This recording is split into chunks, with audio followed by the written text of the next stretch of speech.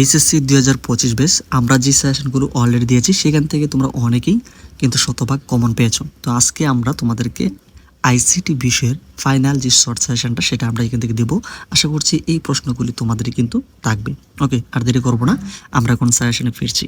তোমরা চ্যানেল নতুন হয়ে থাকলে অবশ্যই তোমরা চ্যানেলটিকে সাবস্ক্রাইব করে রাখবে। ওকে, তো এখানে তোমরা কিন্তু দেখতে পাচ্ছ 15 দিনের যে সিলেবাসটা হচ্ছে এটি তোমাদের এখানে টোটাল রয়েছে অধ্যায় হচ্ছে পাঁচটি থেকে তোমাদের এখানে অধ্যায় থেকে তোমাদের প্রশ্ন আসবে হচ্ছে মোট টোটাল 8টি। এই 8টি প্রশ্ন সেট থেকে তোমাদেরকে আনসার করতে হবে 5 সেট। এখানে সৃজনশীল প্রশ্ন তোমাদেরকে আনসার করতে হবে। তো কোন কোন অধ্যায় থেকে কতটি প্রশ্ন থাকবে সেটা আমরা তোমাদেরকে বলে দেবো।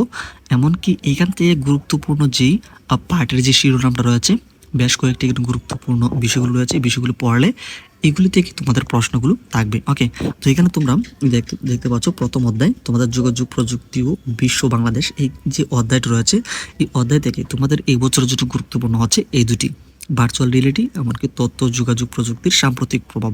এখান থেকে মূলত তোমাদের একটি প্রশ্ন কিন্তু কমন পাবে।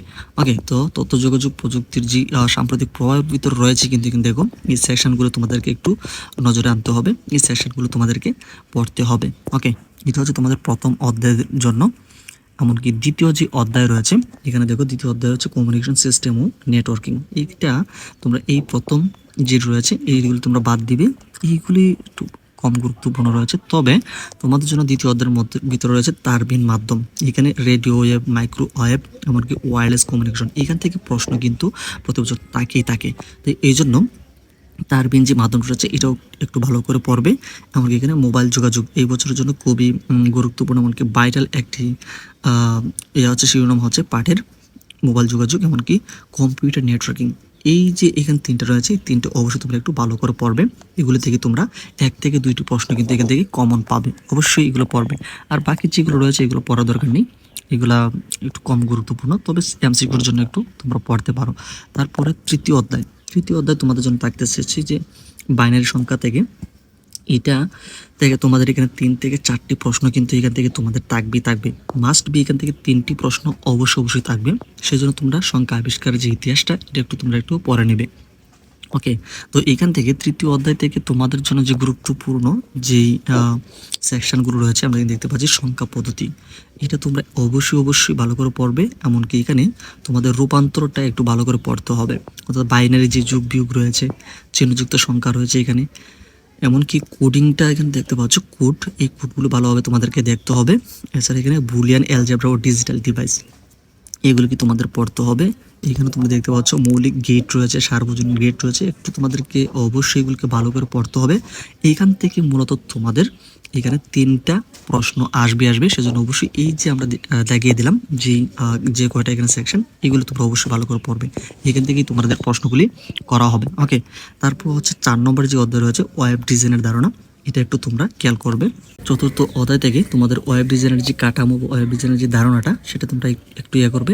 এখান থেকে তোমার 1 থেকে 2টি প্রশ্ন কিন্তু থাকবে। ওকে, তো HTML-টা তোমরা একটু HTML-এর মৌলিক বিষয়বস্তুটা একটু জানবে। এখান থেকে HTML থেকে প্রশ্ন কিন্তু আসবে, সেই জন্য অবশ্যই HTML-টা তোমাদেরকে ভালো করে জানতে হবে।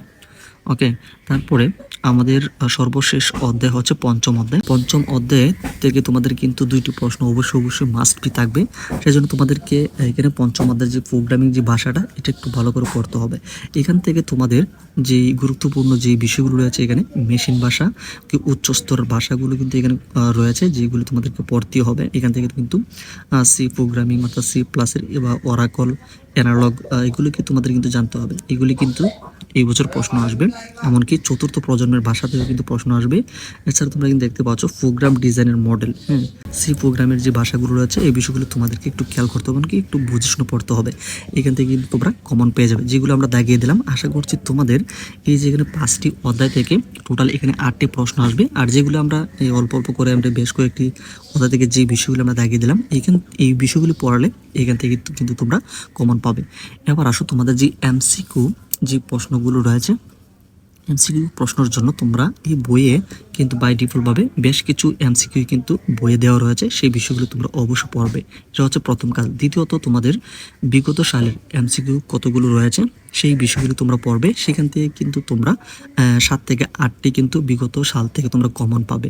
বাকি যে এমসিকিউগুলো রয়েছে প্রত্যেকটা পার্টের কিন্তু দেখতে পারো যে মডেল টেস্টে যে এমসিকিউগুলো রয়েছে সেই এমসিকিউগুলো তোমরা দেখবে।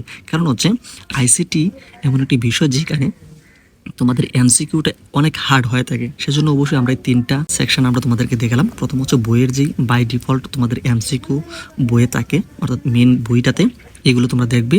তারপর হচ্ছে বিগত সাল থেকে তোমাদের এমসিকিউগুলো দেখবে।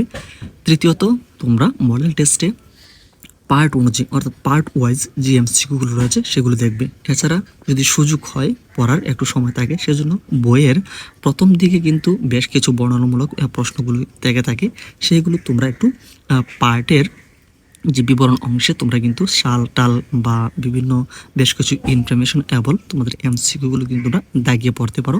এখান থেকে কিন্তু তোমরা কমন পেয়ে যাবে।